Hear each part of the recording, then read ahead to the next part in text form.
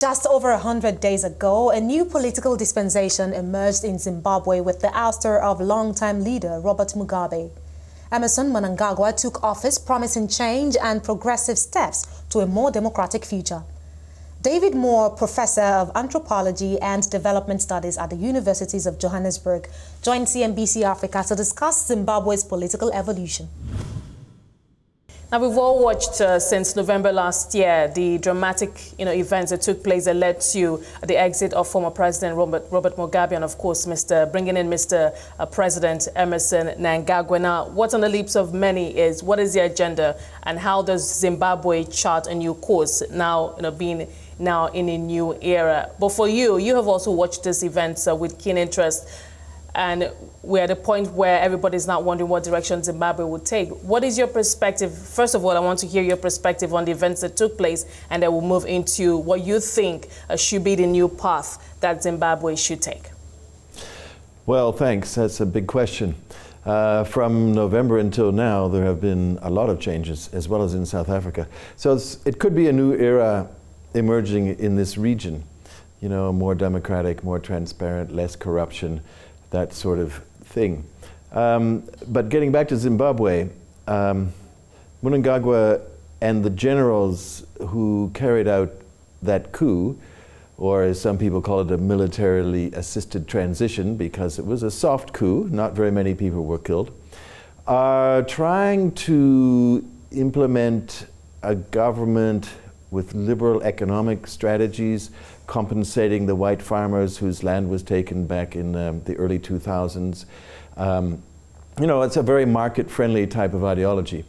And combined with that, they're trying to say we will have clean, free, and fair elections, which are due probably the middle of the year.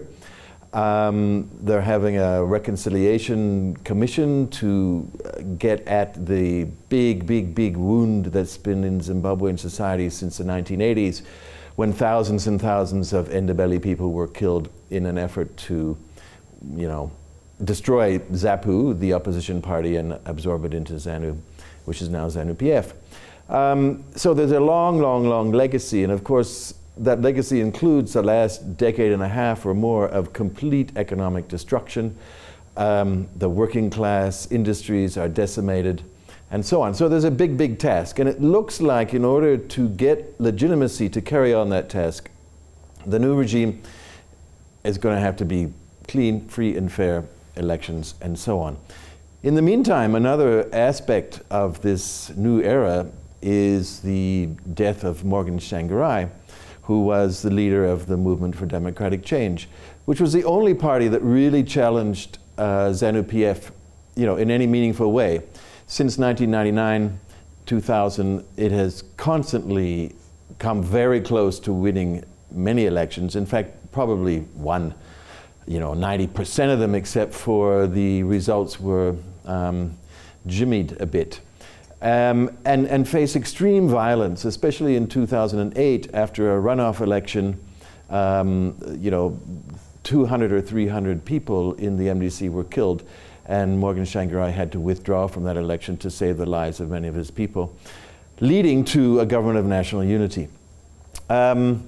So we have a new era there. The MDC is struggling to consolidate its leadership because one of Morgan Tsvangirai's biggest faults is that he didn't retire. And so a successor has not been, legitimately put in place. So there's a fight, a struggle between Nelson Chamisa, 40 years old, very charismatic, a preacher, as well as a politician. He's been a politician all of his life, versus 2 or 3 others. And yesterday at the funeral in Buhara, in Tsvangirai's village, there were actually 2 acting vice presidents who had to leave because of some, threats and unruly young people with Chamisa. So perhaps this new era will take off, or perhaps it won't.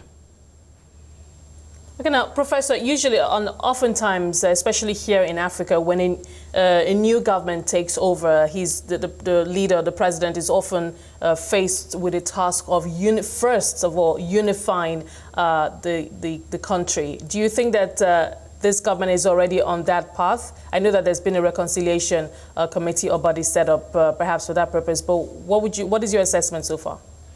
Well, I happened to be at one of a seminar at an independent policy think tank back in January, and a couple of young, you could call them intellectual thugs, who were with the ZANU-PF, the new ZANU-PF regime, disrupted that meeting, insulting the participants on the discussant table and so on. So that didn't look too promising.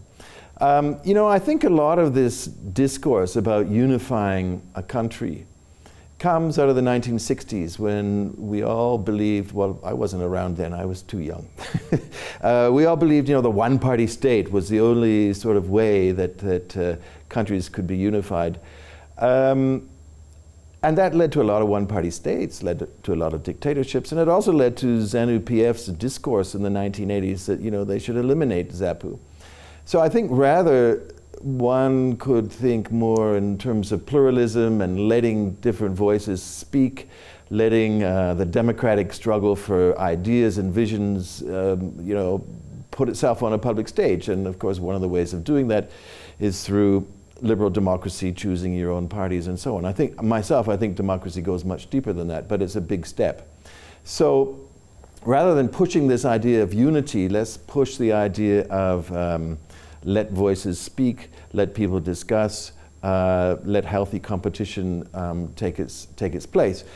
And that was one of the cornerstones of the movement for democratic change's challenges to ZANU-PF back in the late 90s and through most of the 2000s.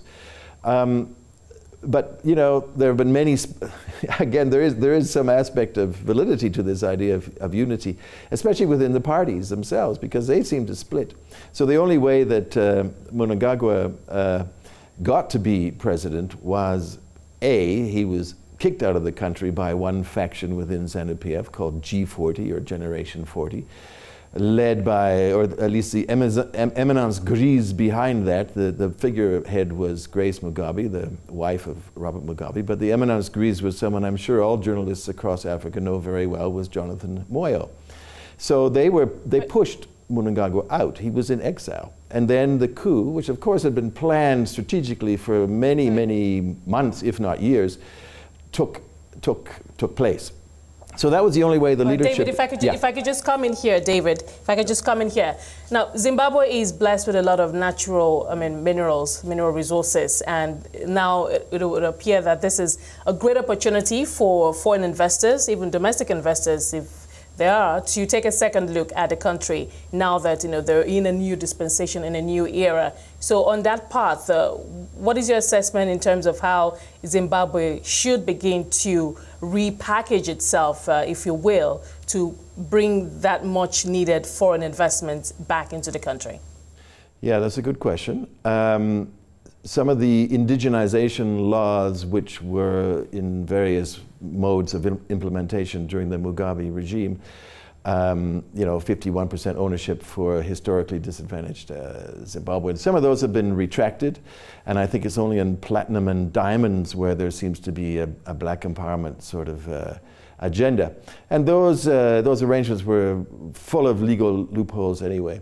I think the issue would be, look, under the Mugabe regime, we had lots of foreign investment. There are lots of reports out about how the Chinese mining corporations were incorporated with state mining corporations and ZANU-PF projects.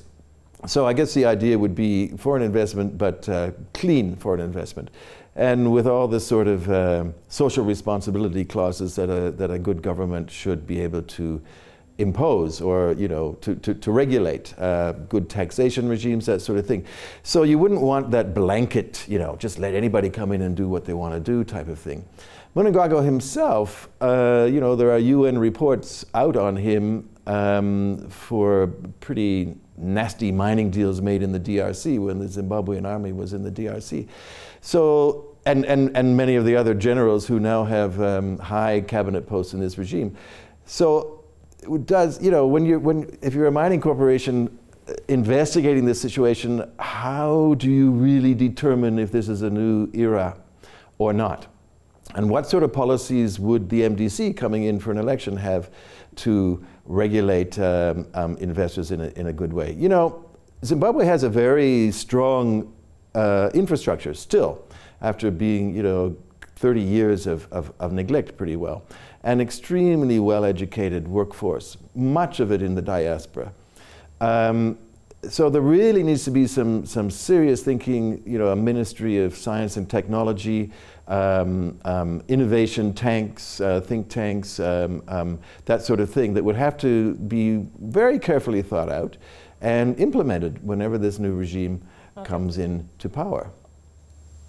Okay, now, David, fiscal reforms, that's going to be very important for this new government. And, of course, that is one of the things that institutions like the IMF and the World Bank usually use to measure a country's progress, especially when that country needs to take loans from such institutions. Now, from that perspective, what is the sense that you get? I'm not sure if he's taken any major steps in that area, but what would you expect in terms of fiscal reforms in the country? Oh, the fiscal reforms, okay, I didn't quite hear you the first time. Well, Patrick Chinamasa, who was finance minister during the old regime for the last few years, and if I remember correctly, he's back in, has often said, you know, we should fire 90% of our state workers. A huge budget deficit. I forget how many billions are owed.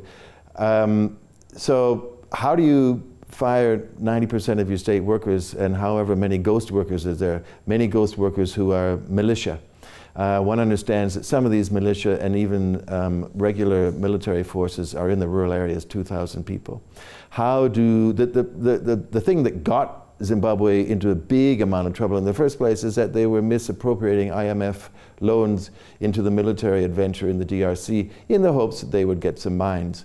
So, you know, fiscal reforms, and again, it blends into your whole structure of accumulation processes in this regime.